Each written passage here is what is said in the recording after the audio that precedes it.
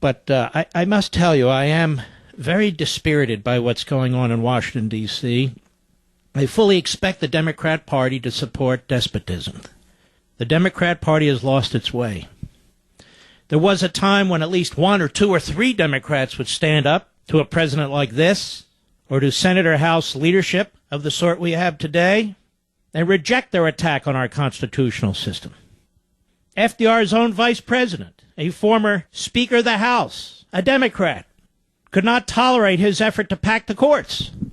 And while he was vice president, under FDR, objected to it, and did everything he could to work his former colleagues in the House of Representatives to stop it.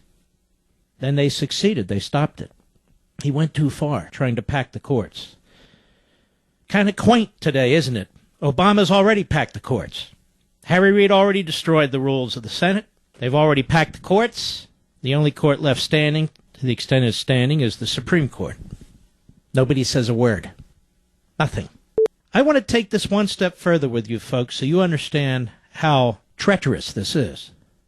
You hear these Republicans selfishly talk about wanting to work with the president, wanting to show the American people they can get things done. You hear them selfishly talking about this election or that election. Folks, this is not about an election. It's not about the Republican Party. It's not about a Republican majority.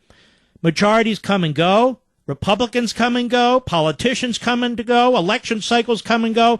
This is about defending the Republic. This is an attack on the separation of powers, which is so fundamental to our system. We are regressing. We're growing into a feudalist society. The power of the president that he's exercising is well beyond that that's provided in Article 2. And all we get is, no, don't shut down the government. No, we're not going to use the power of the purse. No, the Republicans always lose the PR war, as if this is some damn water project. It's not a water project. We're talking about the very nature of our republic, the structure of our constitutional system. I cannot abide a despotic president damaging our republic in this republic this way, and a Republican Party refusing to stand up to it. It's not that they don't have a tool. They do. It's called the Constitution. They will not do it. All you have to do is watch our friends on the Fox News channel like a conga line, one after the other after the other. This is a grave threat to the nation.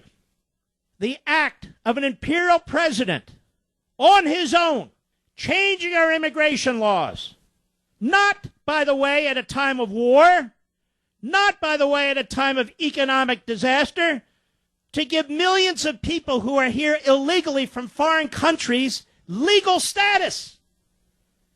It's unbelievable to me. Now let's take this a little further. I want you to know how important this was to the framers of the Constitution, how important this is to our heritage. I want you to know that the American Revolution was fought against a centralized authority. The fact that we get to vote makes it even worse because the president is acting in defiance of our votes. We have no consent. We have no way of exercising any influence over our government. Voting becomes almost irrelevant. Look, you can listen to McConnell and Chris Christie and all the rest of them. That's fine. These modern-day politicians, they will come and go. They will come and go, but we must preserve what's left of the republic for our children and grandchildren. Truthfully, they don't matter, these people.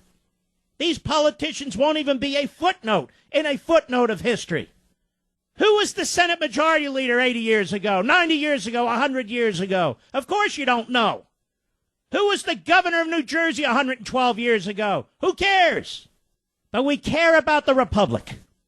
We've got to get our mindset out of political party, out of cult of personalities, out of certain cable shows, and think for ourselves.